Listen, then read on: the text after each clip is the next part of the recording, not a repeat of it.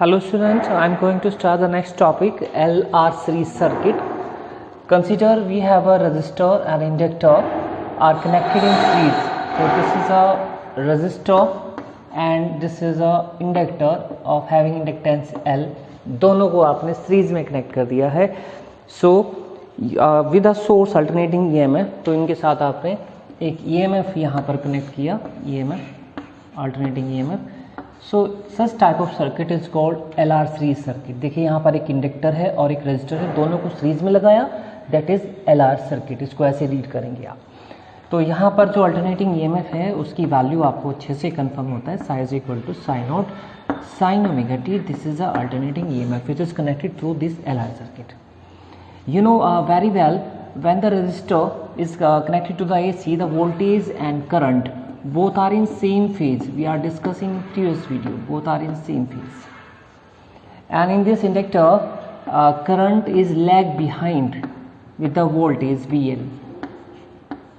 90 degree current पीछे होता है या वोल्टेज लीड करता है, लैग बिहाइंड. ये दोनों का फेजर डायग्राम होता है. इसमें voltage current both are in same direction. इसमें voltage and current have phase difference 90 degree. This is a resistor, this is inductor. तो आप यहाँ पर एक चीज़ और लिख सकते हैं, voltage drop across resistor, voltage drop across resistor I into R. Sentence लिख लीजिएगा. Voltage drop across inductor VL, इसका रेजिस्टेंस कितना होता है आपको अच्छे से कंफर्म है, XL होता है, inductive reactance. So XL into I. So voltage drop across register IR, voltage drop across inductor XL into I. These are two voltage. So यहाँ पर इनका रिजल्टेंट वोल्टेज हम कैसे निकालेंगे वो चेक करेंगे. उसके लिए फेजर डायग्राम बना लेते हैं. तो क्योंकि यहाँ पर डायरेक्ट इनको इसका वोल्टेज ड्रॉप हुआ यहाँ पर VR और इसका वोल्टेज ड्रॉप हुआ बच्चे यहाँ पर इसका वोल्टेज ड्रॉप हुआ VL. VL is equal to XL into I and VR is equal to I into R. So how to calculate the resultant voltage of this condition? So next one is that हम यहाँ पर क्या करेंगे, इसका एक phasor diagram यहाँ पर बना लेते हैं पहले.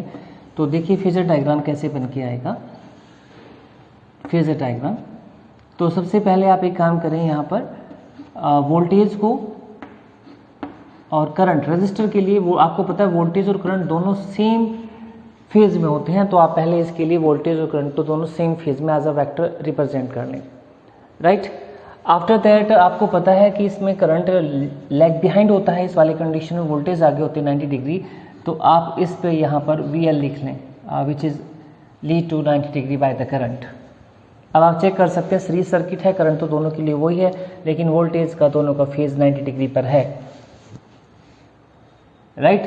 तो यहाँ से रिजल्टेंट जब कंडीशन पे गए, रिजल्टेंट वोल्टेज पे जब हम बच्चे जाएंगे यहाँ से, सो दिस इज़ ये ऐसे बनाइएगा. इस करंट को नीचे लिख लो थोड़ा सा. ये देखिए रिजल्टेंट वोल्टेज आ गया, E मान लीजिएगा ऐसा ही.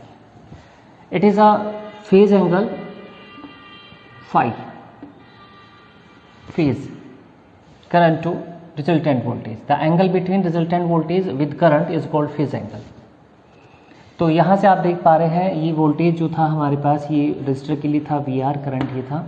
ये वाली लाइन इस लाइन के बिल्कुल जस्ट पैरेलल है, तो आप यहाँ पर VL लिख सकते हैं. This line is equal parallel to this line.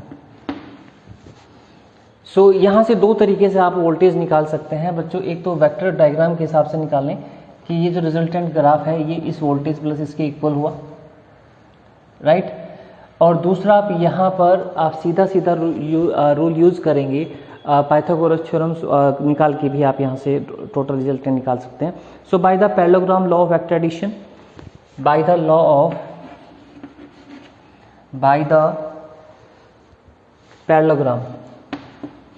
Parallelogram law of vector addition, so we can write psi is equal to VR plus VL, VR plus VL. एक तो ये कंडीशन सीधा सीधा आपके पास बन जाता है. अब आप एक काम करें, इसमें पाइथागोरस अप्लाई करें और पाइथागोरस थ्योरम लगाने के बाद रिजल्टेंट वोल्टेज क्या होगा वो चेक कर लेते हैं. ये तो आपको समझ में आ गया नहीं वाला. सो पाइथागोरस लगाया तो that is psi square is equal to V R square plus V L का स्क्वायर, देखिएगा ध्यान से, वी एल का स्क्वायर हो गया V R square upon V L plus V L square. यहाँ से वी आर की वैल्यू रख लें, that is I R square plus X L into I का स्क्वायर। ओके, यहाँ से आपको आई स्क्वायर बाहर निकाल लीजिएगा। और फाइनली हमें यहाँ से क्योंकि करंट निकालना है, तो करंट निकालने का जो कंसेप्ट आपके पास आया, एट एन इंस्टेंट जो करंट निकालते हैं, मैं डायरेक्ट लिख रहा हूँ psi upon root R square plus XL square, this is the current at an instant. So इस कंडीशन में सबसे पहले तो हम एक प्रैक्टिस कर लेते हैं वोल्टेज का। मान लिया स्टूडेंट यहाँ पर वी आर की value, for example this is a 2 volt and V L this is a suppose 6 volt.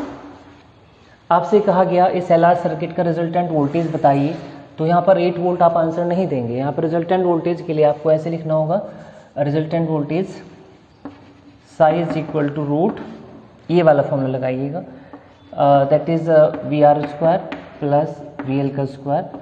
सो यहाँ पर आंसर होगा 2 का स्क्वायर 4 एंड 6 का स्क्वायर 36, ये रिजल्टेंट आप देंगे इस तरह से। करंट जब आप निकालेंगे, यहाँ पर आपको पता है उस लॉ के according total voltage upon total resistance होता है। तो यहाँ पर जो टोटल रेजिस्टेंस है सर्किट का वो आप निकाल लेंगे, पहले जो मैं फॉर्मूला लिखा है नीचे, और वोल्टेज जो रिजल्टेंट है यहाँ से वो रखें, तब आप एट एन इंस्टेंट करंट निकाल सकते हैं। आफ्टर दैट इसका थोड़ा प्रैक्टिस कर लेते हैं। हमारे पास करंट की वैल्यू आ गया I is equal to psi upon root R square plus XL का स्क्वायर। अगर हम इसको एक रिजल्टेंट वाला जो करंट होता है इससे कंपेयर करें, तो जो पूरी वैल्यू है ये इस सर्किट का, LR सर्किट का इफेक्टिव रेजिस्टेंस होगा। So we can write root R square plus XL square is the effective resistance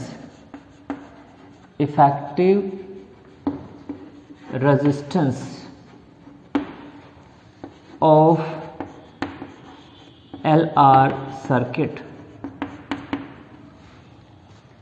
of LR series circuit. ये सीरीज सर्किट में सीधा सीधा समझ लीजिएगा कि अगर जहाँ पर रजिस्टर और इंडक्टर सीरीज में लगे हों, इन दोनों का जो टोटल रेजिस्टेंस होगा ना, total resistance that is a Z, उसको हम बोलेंगे इम्पीडेंस वर्ड यूज़ करेंगे। और हम इस पूरे को एक वर्ड यूज़ कर ले करेंगे जेड, जेड से रिप्रेजेंट करेंगे इसको, और इसको हम एक नाम दे देंगे इम्पीडेंस। क्या नाम देंगे बच्चे? इम्पीडेंस का नाम रखेंगे, this is a impedance. So impedance is the effective resistance of the LR series circuit that it represented by Z and which is equal to root R square plus XL square. तो dear student, so यहाँ पर हमेशा आप जब भी मैं आपसे पूछूं LR सर्किट का रेजिस्टेंस कितना है, इफेक्टिव रेजिस्टेंस, तो आपका आंसर ये होना चाहिए आर स्क्वायर प्लस एक्सएल का square, this is the effective resistance of LR series circuit. इसको हम यूज़ करेंगे। तो अब हम इसको यूज़ करते करंट के बहुत सारे फॉर्मूले बना सकते हैं। तो हमने यहाँ पर जैसे ये I लिखा, I इज इक्वल टू क्या होगा, तो यहाँ पर Z लिख सकते हैं, Z की वैल्यू ये आ जाएगी।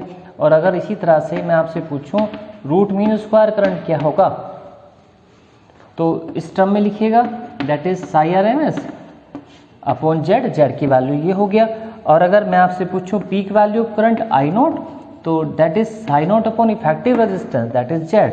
तो देखिए ये तीन फॉर्मूले, ये एट एन इंस्टेंट करंट हो गया, ये रूट मीन स्क्वायर करंट हो गया, and this is a peak value of current in this term. पहले फेजर डायग्राम को बहुत अच्छे समझ लीजिएगा, राइट। सो फाइनली बिकॉज ये LR सर्किट है, करंट इसमें रिड्यूस हो रखा है, वोल्टेज पीछे है, लेग बिहाइंड है, करंट लेग बिहाइंड है, तो इस केस में हमेशा ये सर्किट आपका इंडक्टिव सर्किट कहलाएगा। This circuit is called inductive circuit, okay. और इसमें जो रिजल्टेंट करंट हुआ करेगा बच्चों, रिजल्टेंट करंट की जो वैल्यू हम लिया करेंगे इसमें, सो फाइनली जो इक्वेशन रहा करेगी आपकी I is equal to sine omega t minus 5, ये इंस्टेंटेनियस इक्वेशन ऑफ करंट होगी फॉर LR सर्किट। एंड देन उसके बाद हम बात करते हैं फेज एंगल क्या होता है। Phase angle, phase angle, phase angle कैसे रिप्रेजेंट होगा, इसको हम फाई से रिप्रेजेंट करते हैं phase angle. So dear student, what is phase angle? This phi is phase angle. Definition क्या हुआ, देखिए रिजल्टेंट वोल्टेज ये है और ये करंट है, तो रिजल्टेंट वोल्टेज और करंट के बीच में जो एंगल होगा, the angle between resultant voltage to the current with the current is called phase angle phi. इस फेज एंगल को हमेशा रिजल्टेंट वोल्टेज और करंट के साथ में ही लेना है, ध्यान रखें। तो यहां से tan फाई निकालो ट्राइंगल लेके,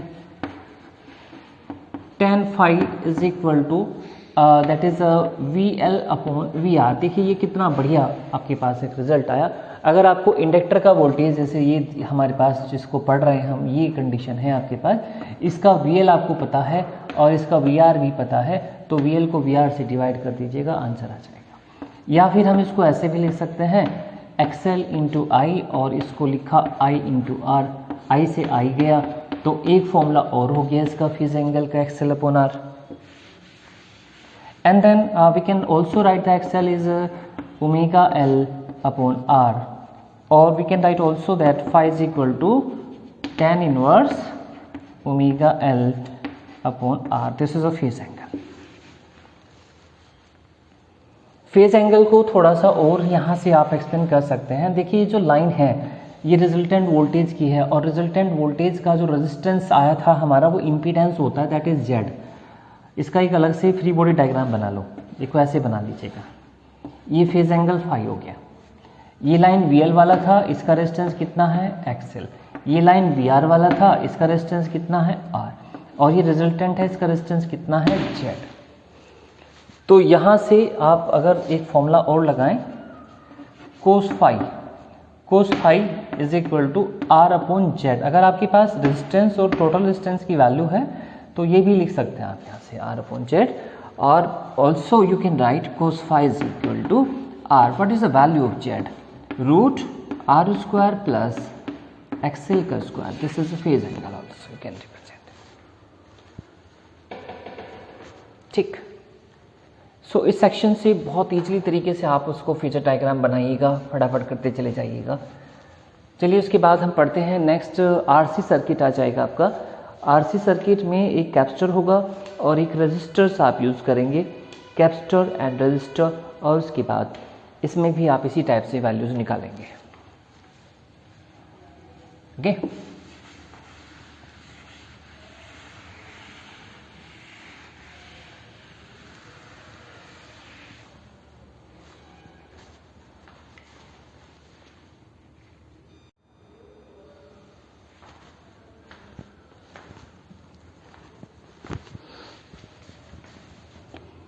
This is RC circuit,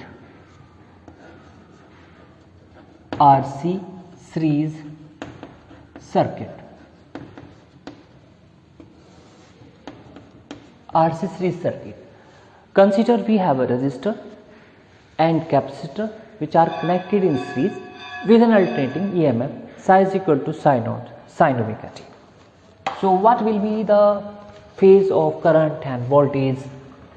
So first of all we have to select a resistor having resistance R, and one is capacitor. You know very well what is capacitor. Okay, so voltage drop across a resistor is equal to I into R, and voltage drop across capacitor we can represent VC, and that is a XC into I. XC, you know, XC, capacitive reactance, which oppose the flow of charge when we connect AC through it. And this is a AC supply,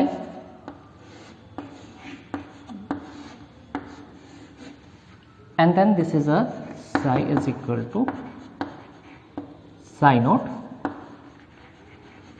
sin omega t. This is alternating EMF. As we all know that current and voltage in the resistor both are in same phase, and in capacitor current lead by voltage with phase angle 90, current lead करता है. So first of all you have to write voltage drop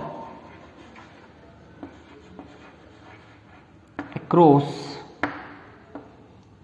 resistor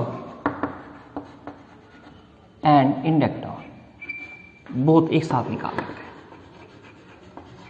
sorry capacitor.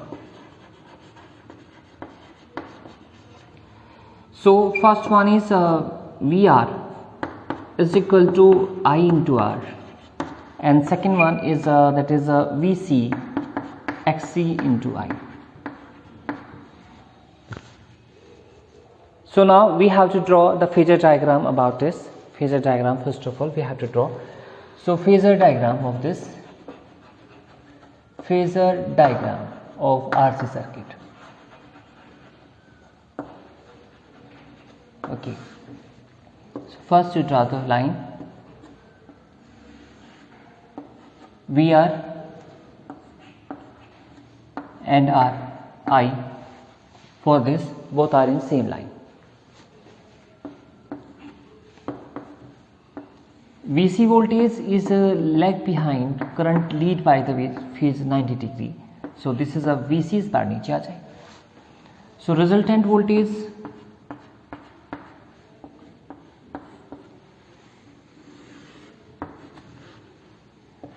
this is psi, this is phase angle phi. This line is parallel to this line, so we can write also VC. So resultant voltage using the Pythagoras theorem, resultant voltage psi is equal to root VR square plus VC square. Put the value of VR, that is IR का square, and that is XC into I का square. So now we can write a current, calculate the current after resolving this equation. So we obtain the current, value of current I is equal to psi upon root R square plus XC square. If you compare this equation to the main equation of current, voltage upon resistance, so root R square plus X square, so here root R square, if you compare the equation of main current, I is equal to psi upon R according to Ohm's law, this balanced by this one. So R square plus XC square is the effective resistance of RC circuit. Effective resistance of the RC series circuit. RC series circuit का this is effective resistance, which is called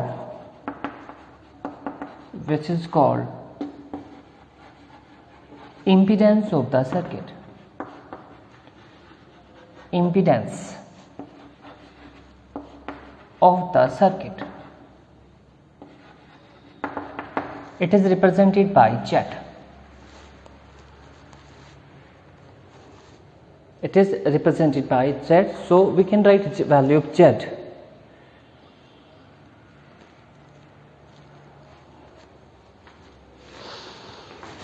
Okay.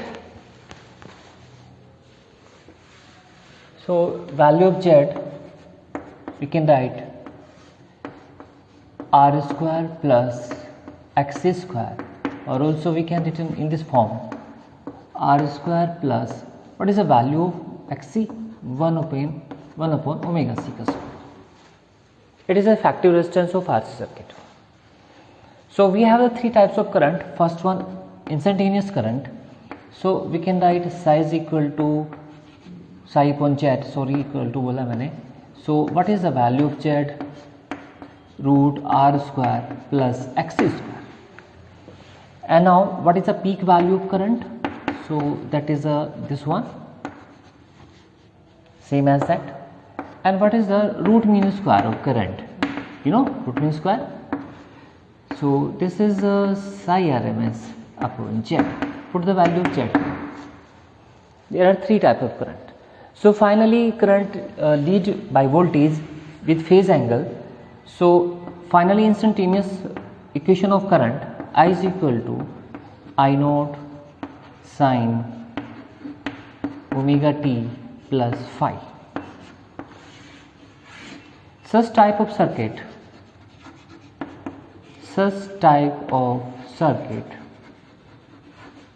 is called capacitive circuit.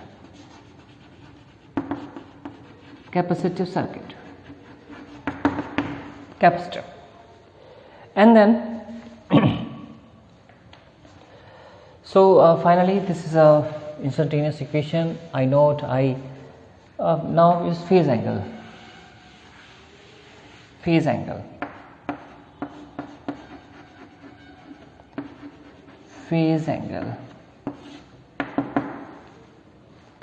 angle is that angle between resultant voltage with the currents, that is phase angle. So tan phi is equal to Vc upon Vr. Vc is Xci upon IR, Xc upon R.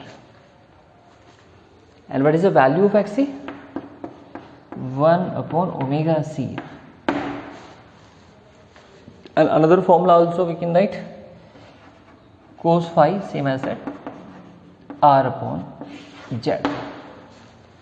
This is completely RC circuit. And student, cos phi R upon Z हो गया. Phasor diagram also done. Impedance, all is done. Okay. So अब यहाँ पर बच्चों के कुछ numericals हैं जो मुझे आपसे डिस्कस करने थे. वो न्यूमेरिकल्स मैं एक साथ ही ग्रुप में इसकी वीडियो बना के भेजने वाला हूँ. तो पहले आप यहाँ पर LR सर्किट और RC सर्किट की कंबाइंड वीडियो चेक कर लें, इनको अच्छे से देख लें, और जब इसकी प्रैक्टिस हो जाएगी तब आप मुझे बताइएगा. देन उसके बाद मैं आपको इसको एक्सप्लेन करने वाला हूँ. Okay, thanks.